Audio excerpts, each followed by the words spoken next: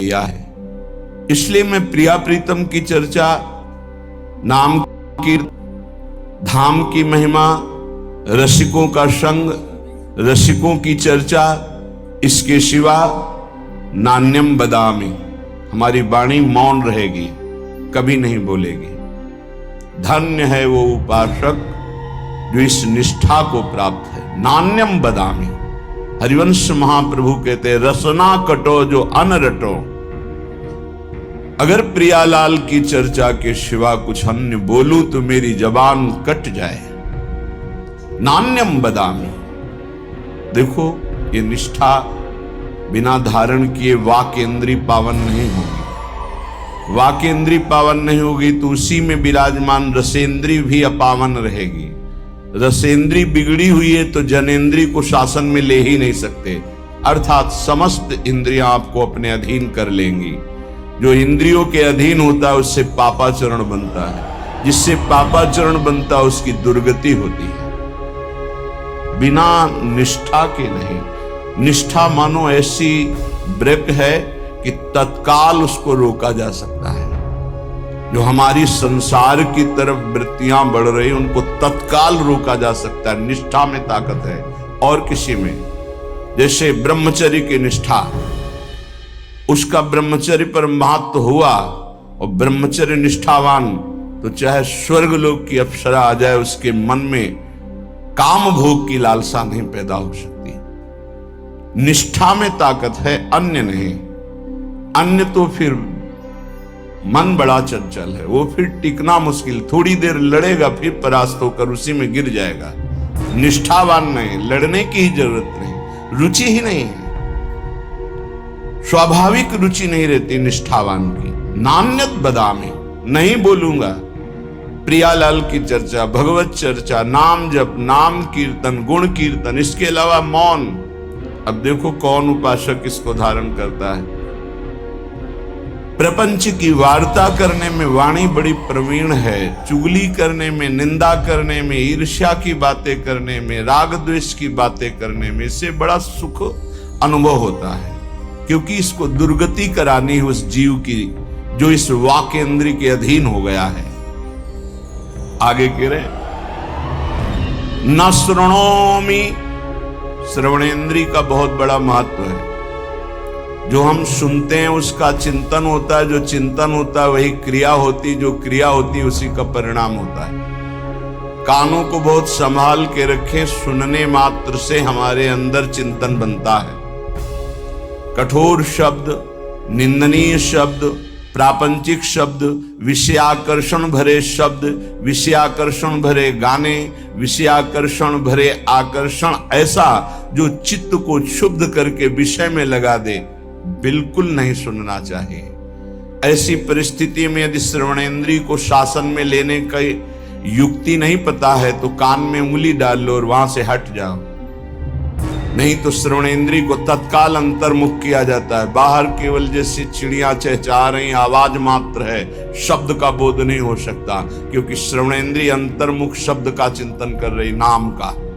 पर ये बहुत अच्छे उपासक की स्थिति होती है जहां आपको ऐसी स्थिति ना हो और प्रपंच वार्ता हो, भगवत चर्चा रहित वार्ता हो, कान में उंगली डालकर वहां से हट जाना चाहिए, चाहे जैसी सभा हो, नहीं तो उपासना खंडित हो जाएगी, उपासना बाधित हो जाएगी। ऐसा कौन साधक करता है? जिसका लक्ष्य बन गया है भगवत प्राप्ति। अन्यथा संयोग बना तो सत्संग भी सुन लिया, संयोग बना तो कुसंग भी सुन लिया। खलऊ करें भरी पाए सुसंगु और मिटे न मलिन स्वभाव अभंगु। दुष्ट स्वभाव के लोगों को भी कभी कभी भगवत कृपा से संत संग मिल जाता है, पर वो अपने स्वभाव के वशीभूत हुए सत्संग का लाभ न लेकर वहां भी अभिमान आदि दोषों से युक्त हृदय होने के कारण वो वंचित रहते हैं, सत्संग के प्रभाव से वंचित। खलऊ करहि भली पाई सुसंगु पर मिटे न स्वभाव मलिन अभंग। जो मलिन स्वभाव है वो उनका इतना कठोर हो गया है कि वो बदलना ही नहीं चाहते। तो अपने लोग तो बड़े कृपा पात्र हैं जितने सब सुन रहे हैं, नान्यम बदामी, वाणी से किसी की निंदा चुगली ये मत बोलो, भगवत चर्चा करो, नाम कीर्तन करो, गुण कीर्तन करो। जो संसारिक व्यवहार व्यापार की वार्ता है, पहले राधा बोलो, मध्य में राधा बोलो, बाद में राधा बोलो और उसको समर्पित कर दो, भजन बन जाएगा, महान सुख प्राप्ति का वो कर्म बन जाएगा, वो योग हो जाएगा। आगे कह रहे हैं न चिंतयामी, तो जो हम देखते हैं, सुनते हैं, बोलते हैं, इसका चिंतन होता है। इसलिए 3 बातों को कहा है, रसना कटो जो अनरटो, निरख अन फुटो नैन, श्रवण फुटो जो अन सुनो श्री राधा जस वैन। अगर किशोरी जी का जस नहीं है तो हम बोलेंगे नहीं, सुनेंगे नहीं, देखेंगे नहीं, क्योंकि जो बोला जाता है, सुना जाता है, देखा जाता है तो उसका चिंतन होता है। तो न चिंतयामी, अगर चिंतन ठीक करना है, चिंतन से भगवत प्राप्ति होती है। अनन्य चेता सततम यो माम स्मृति नित्यशः तस्याहम सुलभा पार्थ नित्य युक्तस्य योगिना। भगवान अनन्य चिंतन वाले को कहते हैं मैं उसे सुलभ हो जाता हूं, मैं स्वयं सुलभ हो जाता हूं। पर चिंतन करना बहुत कठिन बात है। बाहरी साधनाएं भगवत प्राप्ति की ऐसा कर भी सकता है कोई पुण्यात्मा, पर भगवत चिंतन निरंतर होना ये कोई महात्मा ही कर सकता है। महात्मा गृहस्थ में भी होते हैं, विरक्त में भी होते हैं। महात्मा एक स्थिति का नाम है, भेष का नहीं। अगर वेश है, स्थिति नहीं तो महात्मा नहीं। भेष नहीं है, स्थिति है तो महात्मा है। वो महात्मा है जो वाणी के द्वारा सत्य और मृदु और हितकर भगवत चर्चा, नेत्र के द्वारा सर्वत्र भगवत भाव से दर्शन, श्रवणेन्द्रिय के द्वारा सर्वत्र जो वाणी है वो भगवत स्वरूप है, शब्द ब्रह्म में है, ऐसा मानकर उदासीन हो गया है, केवल भगवत चर्चा सुनता है, नाम कीर्तन सुनता है, भगवत भाव से युक्त जो महान पुरुष है उनके चरित्रों को सुनता है, जो व्यवहार की वार्ता करता है वो भगवत समर्पित नाम युक्त। अब उसका चिंतन अनन्य बनता है। जिसका अनन्य चिंतन बनता है उसकी पूरी जिम्मेवारी श्री भगवान ले लेते हैं। प्राप्ति जो भी तुम्हारा ऐश्वर्य वैभव भगवत सामग्री है उसकी रक्षा करना, और जो अप्राप्त की प्राप्ति कराना है वो जिम्मेवारी श्री भगवान ले लेते हैं। अनन्य चिंतयन्तो माम ये जनाः पर्युपासते तेषाम नित्याभियुक्तानाम योगक्षेमम वहाम्यहम। मैं उसके योगक्षेम का स्वयं भान करता हूं जो मेरा अनन्य चिंतन करता है। अनन्य चिंतन वही कर सकता है जिसकी वाणी पवित्र, श्रवणेन्द्रिय पवित्र, नेत्रेंद्रिय पवित्र। तो न चिंतयामी, इसके विरुद्ध हमारा कभी चिंतन नहीं होगा। चिंतन कहते हैं जो अंदर ही अंदर चलता रहता है, वो भगवत चिंतन, वो भगवत प्राप्ति कराता है। बाहरी साधनों का फल है अंदर का चिंतन, निरंतर अपने आराध्य देव का होने लगना। तो नान्यद ब्रजामी, एक भी कदम हम भगवद विमुख नहीं चल सकते। कहां जा रहे हो, क्या करने जा रहे हो, ये कभी विचार करते हो? तुम्हारे पैर कहां जा रहे हैं, तुम्हारा लक्ष्य क्या है जाने का? ये जो पैर चल रहे हैं किस दिशा में जा रहे हैं, किस हेतु से जा रहे हैं? संभालो, संसार के मार्ग में कुमार्गगामी चरण न होने पावे तुम्हारे, नहीं तो आचरण नष्ट हो जाएंगे। आचरणहीन की दुर्गति होती है। कहां जा रहे हो? मदिरालय? रोको अपने चरण को। कहां जा रहे हो? गलत आचरण करने जा रहे हो? रोक लो अपने पैर को, वापस लौटाओ। जिस यात्रा में यात्री अपने मार्ग को नहीं पहचानता वो भटक जाता है, वो भूल भुलैया में फंस जाता है, फिर उसका जीवन पूरा नष्ट हो जाता है। ये ऐसी भूल भुलैया माया की है। एक बार इस दलदल में फंस गए, निकलना बड़ा कठिन है। सत्य मानिए, हर इंद्री का दलदल है। जनेन्द्री के भोग में फंस गए, निकलना मुश्किल। रसेंद्री के स्वाद में फंस गए, निकलना मुश्किल। नेत्रेंद्री के रूप में फंस गए, निकलना मुश्किल। ये बहुत विचित्र भगवान की माया। कहां जा रहे हैं तुम्हारे चरण? किस दिशा को? क्या लक्ष्य है? विवेक के द्वारा रोक लो। अगर सही दिशा है तो उत्साह संपन्न होकर नाम जप करते हुए जाओ। अगर गलत लक्ष्य है तो तत्काल रोक लो, जबरदस्ती वापस हो जाओ। ऐसा संग, ऐसा रंग न चढ़ने पावे कि पूरा जीवन माया में व्यतीत हो जाए। यहां निष्ठा की बात कह रहे। मैं धाम निष्ठ हूं, एक कदम भी वृंदावन की सीमा के बाहर नहीं जाऊंगा, चाहे प्राण निकल जाए, चाहे जितना भयानक पीड़ा हो, रोग हो, कष्ट हो, धाम नहीं छोड़ेंगे। सच्ची मानिए, निष्ठा में बहुत बड़ी ताकत है। बड़े बड़े चमत्कार इस निष्ठा में देखे, बड़ा बड़ा परिवर्तन देखा। जो औषधियों से नहीं होता वो धाम निष्ठा से हो जाता है। धाम निष्ठ को कभी व्याकुल होकर, रोग से पीड़ित होकर, समस्याओं से पीड़ित होकर भागना नहीं चाहिए। हर समस्या का समाधान यही हो जाएगा, क्योंकि ललीजू के जो चरण हैं वो सुरतरु कामधेनु चिंतामणि, भगवत रसिक अनन्य अली के, जावक जुत जुग चरण लली के, यही विराजमान है स्वामिनी जी। एक बार नहीं, लाखों बार की बात है। आपकी निष्ठा केवल हो तो सेकंड लगता, सेकंड पूरा होते होते वो बात सामने होती। कितने लाखों बार की बात कह रहा हूं, सेकंड पूरा होते होते वो बात सामने होती। फाइनल में मिनट, घंटे, दिन, ये तो बहुत बड़ी बात है। सेकंड पूरा, अच्छा ये ऐसा, बस इतना सामने, तब लगता है क्या।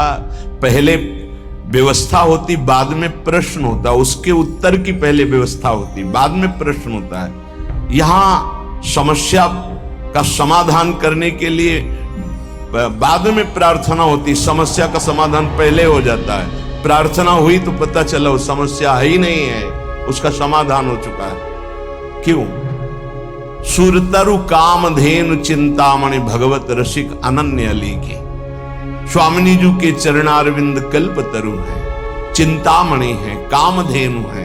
तत्काल समस्त कामनाओं को पूर्ण करने की सामर्थ्य श्री प्रियाजू के गोरे चरणारविंद में है, और वो अपने महल में यहां विराजमान है। ये उनका महल है। ऐसा कौन सा कष्ट है जो तुम्हें इतना विचलित कर दे प्यारी जू के महल को छोड़ने के लिए? ऐसा कोई कष्ट नहीं। यहां का एक प्रभाव है, बाहर भारी कष्ट से पीड़ित हो और यहां केवल आ जाओ तो आप देखोगे कलह कलेश न व्यापे ईठा, ये ठौर विश्व ते न्यारी। यहां आते ही एक उस क्लेश का समन होने लगेगा और आपको एक आनंद की अनुभूति होने लगेगी। चाहे आप मानसिक रोगी हो या शारीरिक रोगी हो, यदि आपको रसिकों का संग मिल गया और वृंदावन का आश्रय, तो आप देखेंगे कि वो आपको प्रभावित नहीं कर पाएगा। रहेगा, प्रारब्धानुसार शरीर में रहेगा, प्रभावित नहीं कर पाएगा। बड़ी अद्भुत चमत्कारमयी वृत्ति वृंदावन की। एक परिचय के थे शिष्य, उनको कैंसर हुआ। फिर उन्होंने सूचना दी कि बहुत भयानक स्थिति है, किसी भी तरह अब हम बचने वाले नहीं। जब ये सुना, उससे प्रार्थना की कि अगर आपकी थोड़ी भी श्रद्धा है तो चाहे जैसी परिस्थिति हो वृंदावन आ जाइए, बस एक बार आ जाइए आप। उसने कहा ऐसी समस्याओं में अस्पताल में भर्ती हैं ये। उनके पुत्र ने कहा आने लायक तो है ही नहीं, उनका जाना तो है ही, फिर आ क्यों नहीं सकते? तुम जैसे बने। तो यहाँ एक बैठे हुए संत भगवान, वो उनको बहुत सपोर्ट किए, वो आए।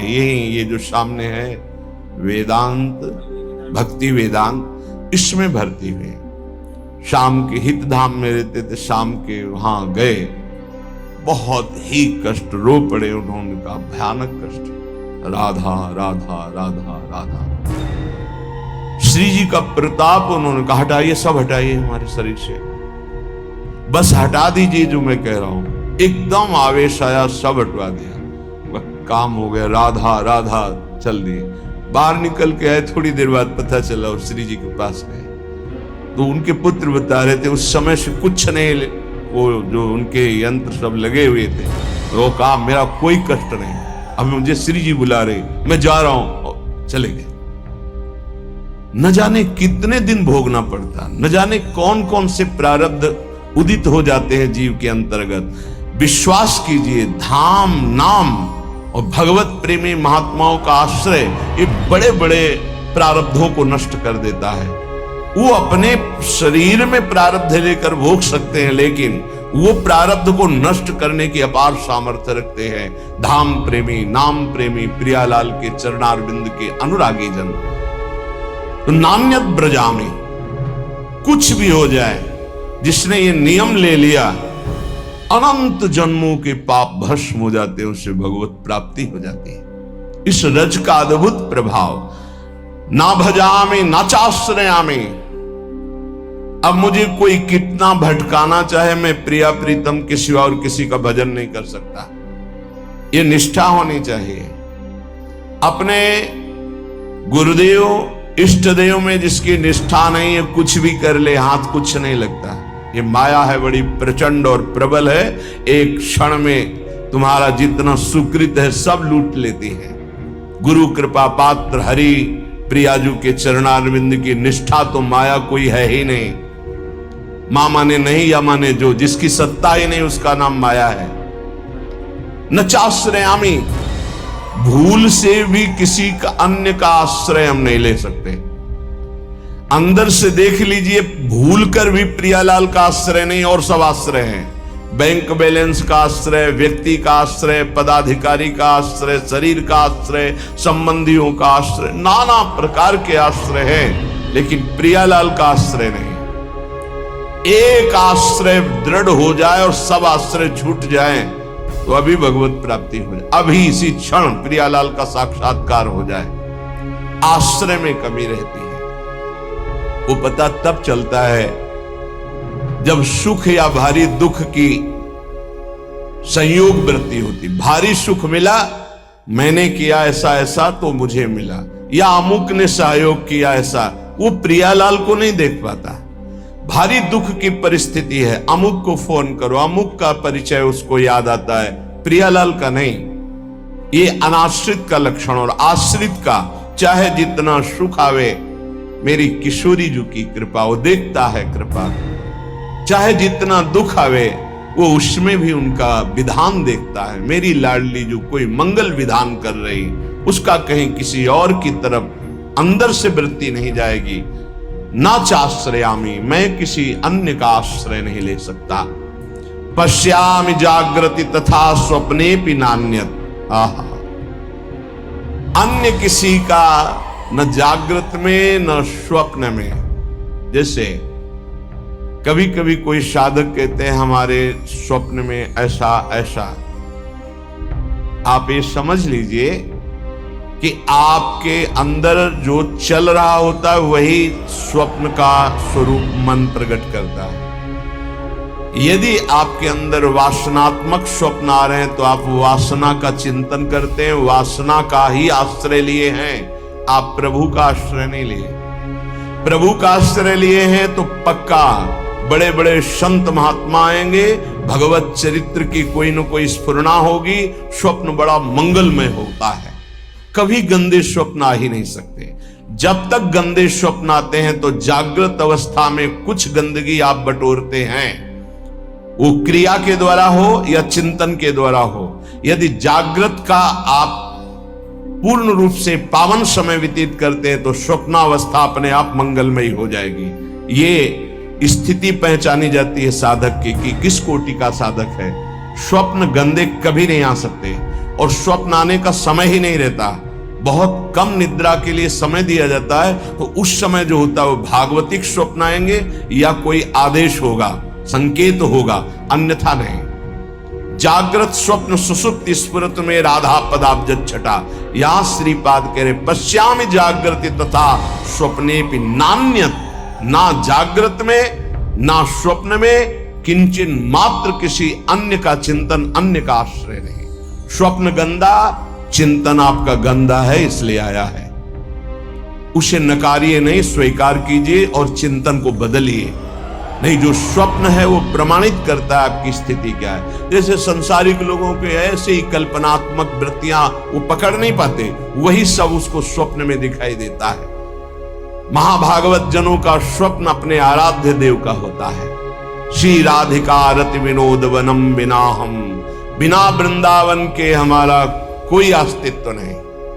धन्य है श्री वृंदावन के बिना हमारा कोई अस्तित्व नहीं, अन्य कोई आश्रय नहीं। अपना अस्तित्व वृंदावन प्रिया प्रीतम, अपना आश्रय वृंदावन प्रिया प्रीतम। इसका फल क्या होगा? श्रीपाद कह रहे हैं कि वाण्या गद गदया कदा मधुपतेर नामान संकीर्तये धाराभिनयनाम भसाम तरुतल क्षोणीम कदा पंकये दृष्ट्वा भावनया पुरो मिलदिव स्वान्तैक भोग्यम महो द्वंद्व हेम हरिन्मणिच्छवि कदा नंसे मुहुर्व्यूहला। इस निष्ठा का परिणाम क्या होता है? तो बोले वाणी उसकी गदगद अवरुद्ध हो रही है और कीर्तन कर रहा है। वाण्या गद गदया कदा मधुपतेर नामान संकीर्तये। श्री श्यामा श्याम का नाम कीर्तन करते हुए वाणी गदगद हो गई, अवरुद्ध हो गया कंठ। धाराभिनयनाम भसाम तरुतल क्षोणीम कदा पंकये। किसी लता वृक्ष के नीचे बैठकर हा राधा कहता हुआ रो रहा है, और जहां बैठा है वहां की भूमि को आंसुओं से गीला कर दिया है। धाराभिनयनाम भसाम तरुतल क्षोणीम कदा पंकये। सोचो, यहां स्वार्थ में तो आंसुओं की झड़ी लग सकती है, अगर स्वार्थ में ठेस पहुंच जाए तो। मोह में आप रो सकते हैं, लेकिन प्रियालाल के लिए नहीं रो सकते। अगर कहीं प्रियालाल के सामने, मानो मंदिर में प्रभु के सामने कोई रोता नजर आवे, तो विश्वास नहीं है कि वो प्रभु के लिए रो रहा है। उसके कई कारण अंदर हो सकते हैं, तब वो प्रभु से सामने रोते हुए नजर, वो प्रभु से कोई मतलब नहीं रख रहा, अपनी वासनाओं के लिए रो रहा है। एक बार सुनाया है सत्संग में, राधा वल्लभ जी के दर्शन कर रहे थे, एक सामने ऐसे करके रो रहा था। लगा प्रभु के लिए ऐसे रो रहा है। नजदीक गए, बड़ा आकर्षण हुआ। किसी के आंसू देख ले तो हृदय विकल होता है, कमजोरी होती, प्रेमी जनों की कमजोरी होती है आंसू, कमजोरी होती है आंसू। जब उनकी विनय में शब्द सुने तो हट गए पीछे। उनकी पत्नी बीमार हो गई तो ठीक हो गई होगी, उन्होंने कहा होगा, प्रभु से प्रार्थना की होगी, उसी बात की वो याद में वसा। ये तो कोई महत्व है? प्रभु के लिए रो रहा हो, धन्य धन्य उसका जीवन कि नाथ बस आप चाहिए, आप खुश रहो, आप प्रसन्न रहो, हे प्रभु। ऐसा आर्तनाद, या हे प्रभु आप कब मिलोगे, कैसे मिलोगे, या हे प्रभु आप अपना चिंतन दे दीजिए, नाम जप दे दीजिए, ऐसा रो रहा हो। या प्रभु की कोई चर्चा चल रही, उनमें रो रहा हो, ऐसा बड़ा कठिन होता है। यदि प्रभु के लिए आंसू निकलने लगे तो बहुत नजदीक पहुंच चुके हो प्रभु के, क्योंकि प्रभु का साक्षात्कार रोने वाले को ही होता है। कबीरा हंसना छोड़ दे, रोने से करी प्रीति, बिन रोए किन पाइया, प्रेम प्यारा मीत, दुर्दुष्वरम राजन कृष्ण दर्शन लालसा। एक बार श्री जी ने गोपीजनों, ब्रज लीला के अंतर्गत गोपीजनों ने पूछा कृष्ण को रिझाने का मार्ग क्या है प्रियाजू से, तो प्रियाजू के आंखों में अश्रु थे और श्याम श्याम श्याम श्यामेति सुंदर वरेति मनोहरेति कंदर्प कोटि ललितेति सुनागरेति। हा श्याम, हा कंदर्प कोटि लावण्य वाले प्रीतम, हा मोहन। गोपीजनों से कहा, ऐसा पुकारते हुए आंसुओं की धार से हमारे प्रीतम को जो रिझाता है उससे भगवत साक्षात्कार होता है।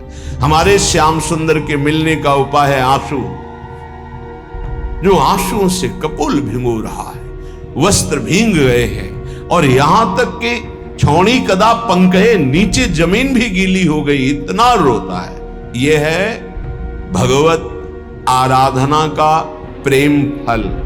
बड़े भाग्यशाली होते हैं जो प्रभु के लिए रोते हैं। प्रभु के सामने या प्रभु का विषय चल रहा है तो अंदर चिंतन क्या चल रहा है उसका रोने का? अंदर चिंतन यदि प्रभु का चलते हुए रो रहा तो आंसू ठीक है, वो धन्य है, नहीं तो उसका कोई खास महत्व नहीं है। बिन रोए किन पाइया प्रेम प्यारा मीन, ये प्रभु देते हैं। जिस पर तुम हो रीझते क्या देते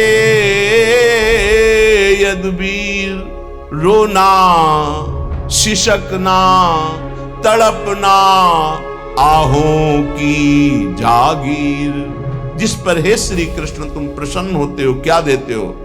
बोले ये देता हूं, रोना तड़पना शिशकना आहों की जागीर। हा कृष्ण, हा कमल नयन, हा अरविंदाक्ष, हा मदन मोहन, हा प्रियाजू। और वो रो रहा है एकांत देश में।